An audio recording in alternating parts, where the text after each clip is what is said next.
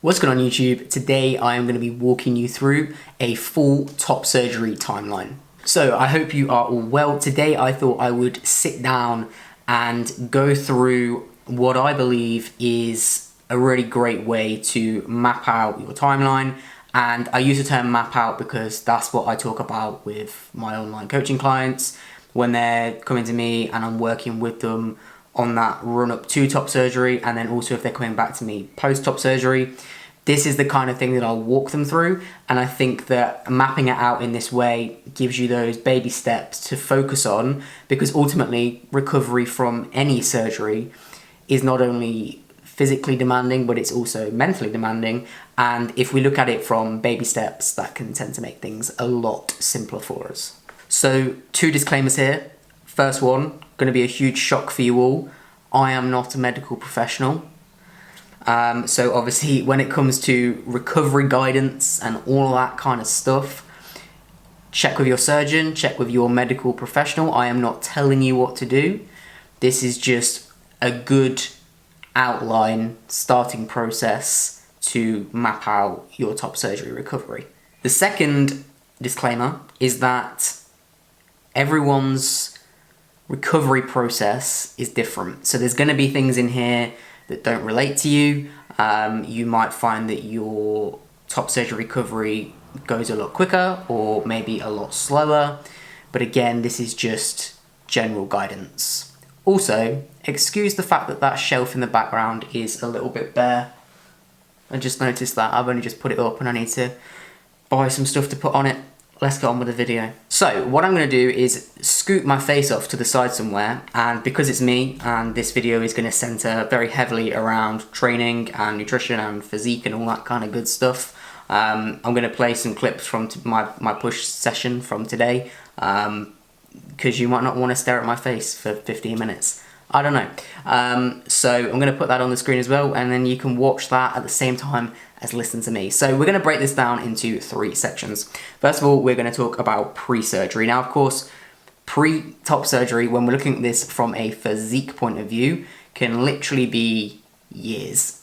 If you're a client that is coming to me and we have got a significant amount of work to do on your physique, if you're a client that's coming to me and we have got a significant amount of work to do on your physique, you know, you've got a lot of weight to lose, then this could be our starting point is, you know, a year before top surgery. So when I'm talking about this phase where we're looking to try and get ourselves in the best physical and mental position possible for top surgery, really that starting point, there isn't like a maximum amount of time. However, there is a minimum, because if you're coming to me and you're looking to get into the best shape possible, lose weight, maybe, you know, build up a load of chest muscle, and you're coming to me with like 2-3 months before top surgery, I'm probably very politely going to decline or say to you, we can make a start, but we're gonna have to do a lot of work post-surgery as well. So the biggest thing here, pre-surgery, when it comes to your timeline, is give yourself enough time. Consider what it is that you're trying to achieve. You know, when we're looking at getting into the best shape for top surgery, that doesn't mean getting absolutely shredded and looking like we're about to step onto some sort of a stage and compete in a bodybuilding show. But what it means is having a healthy level of body fat so that it, you know, increases our health generally, which then contributes nicely towards our health during our recovery. Our fitness levels are better. And then obviously looking at it from the chest muscle point of view, we want to have a relatively good foundation there, so that especially if we're having like double incision, our surgeon's able to mold around the pec muscles nicely. But of course, what I always say to people is at the end of the day, there's still so much time to build pec muscle post-surgery. I completely understand why we want to get it done before surgery, because again, we're going to try and make our chest look really good for when it's fully healed, and we want to make our surgeon's life nice and easy. But at the end of the day, don't stress, because you've got plenty of time to build muscle after surgery as well. So really, when it comes to training, nutrition, all of that stuff pre-surgery, that's where I can leave that there, because the general guidance for that is no different for anything else. You know, if we're trying to lose weight, we want to be in a calorie deficit, we want to be making sure that we're training with weights, but also doing cardio from a fitness point of view. Generally, you know, that's where I can kind of park the bus. So this video from now on is mainly going to be focusing on the recovery period, but we're going to split that into two. So we're going to do the first 6 weeks, which we're going to class as during top surgery, and then post-top surgery is going to be after 6 weeks. So we're going to jump into that during phase. So my guidance for the first 2 weeks post-surgery with clients is very, very simple. Your task is to relax, try and keep stress to an absolute minimum. We are not going to be doing anything like tracking our calories. Not that I've ever had anyone that has considered that, but I'd just like to make it very clear. That time is going to be spent focusing on doing what your surgeon tells you, getting plenty of rest, not completely sitting down 24/7, of course, unless that's the unfortunate position that you've ended up in. Maybe there's been some complications. We won't go into that. But let's say that everything's gone really well. And obviously, you're able to get some light walks in, but for the most part, you are not doing anything that is in any way taxing.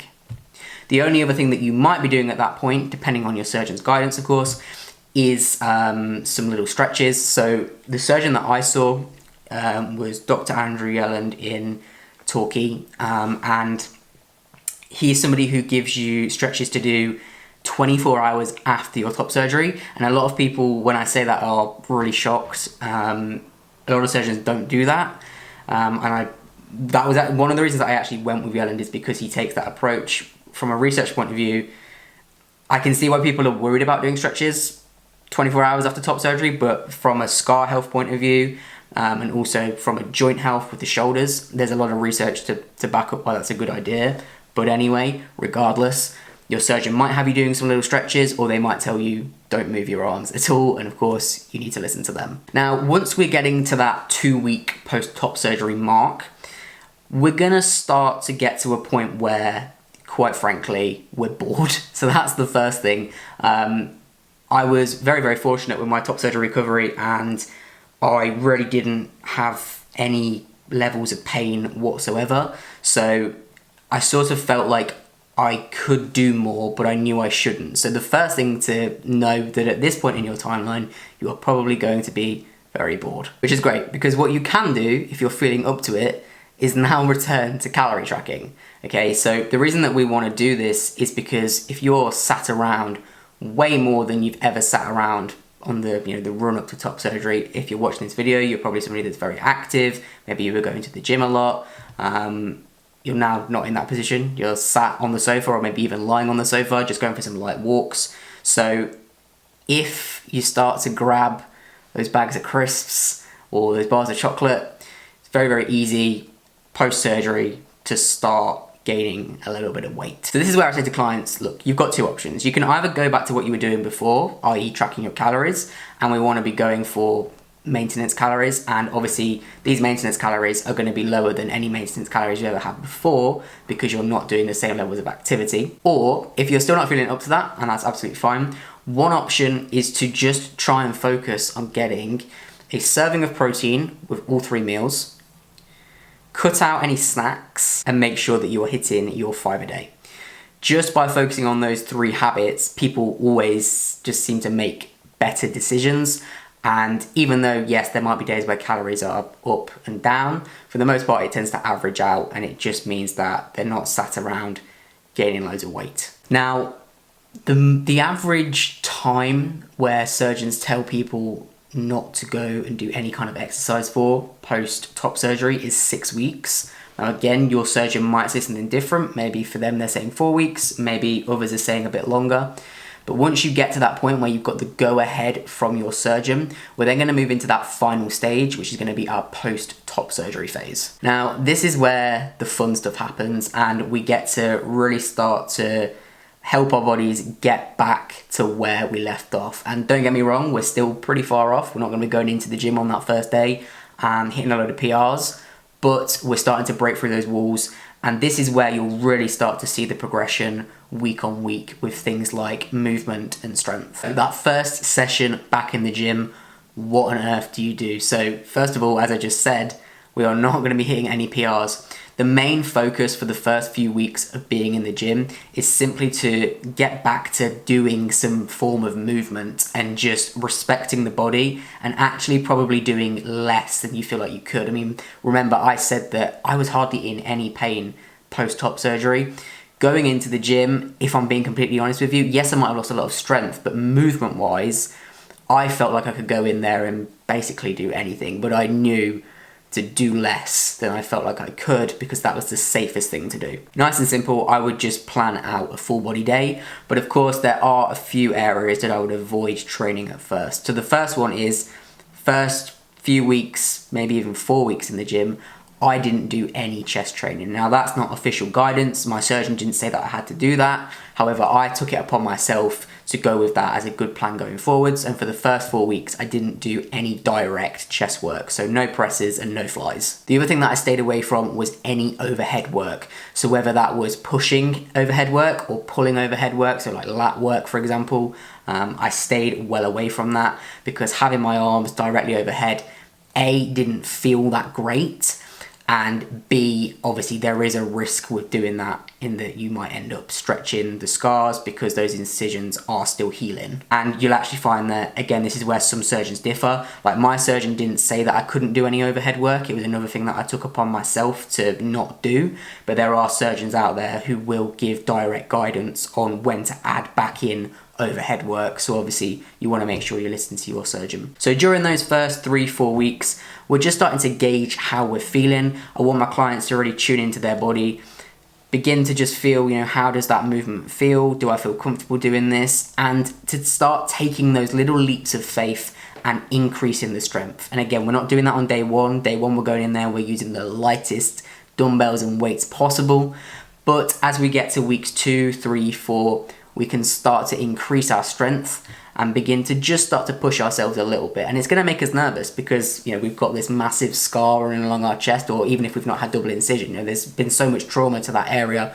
We want to be careful and we want to protect it, but there's got to be those little risks, well, not risks, there's little leaps of faith that we take, where we're just starting to push ourselves slightly, because it's only by pushing ourselves that we're going to start to see the improvements in those areas. Now, somewhere between the end of the first month to the start of the third month is where I say to clients, shall we have a look at adding in some very, very gentle chest work? And based on that, how they're feeling, what we tend to do is just start out with some form of a press, whether it's just a very light machine press or a very light dumbbell press, just something to get them to not only move that area, but again, start to gauge how it's feeling. At this point, we're probably still going to be keeping out overhead work, but again, it depends on the client and how they're feeling, what their surgeon said, and really, how much they want to add that overhead work back in. However, once you're getting to months 2 and 3,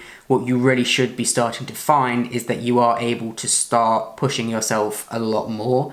And even though, even at this point we might still not be going for PRs, we are starting to lift some heavier weights and we should be starting to feel comfortable with those things again. From there, again, just like this whole journey, it's very, very personal. But I know that when I look back at what I was doing, other than direct chest work and overhead work, I was pretty much back to normal about 3 months post-top surgery, which I think is relatively fast.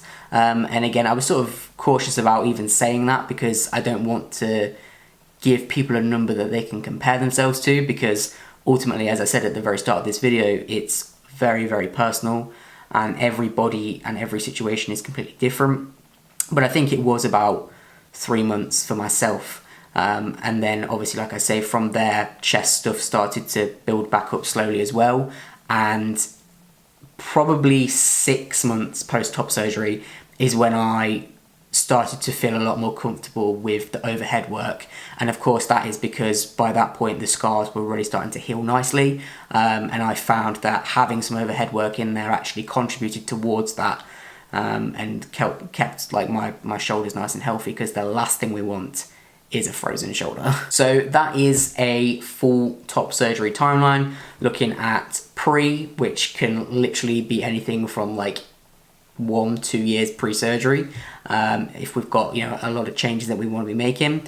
We looked at that during top surgery period, which is those first 6 weeks where our main focus is keeping stress as low as possible and just trying to focus on not eating every bag of crisps in the cupboard, because ultimately we have to understand that we're only going to be doing some very, very light activity, and we don't want to be making our trip back to the gym for the first few months even more difficult by putting ourselves in a bad position body composition wise. And then once you're back into the gym, on average this is sort of 6 weeks post-op surgery, we can begin to really start to move our body again, but we want to tune into how we're feeling.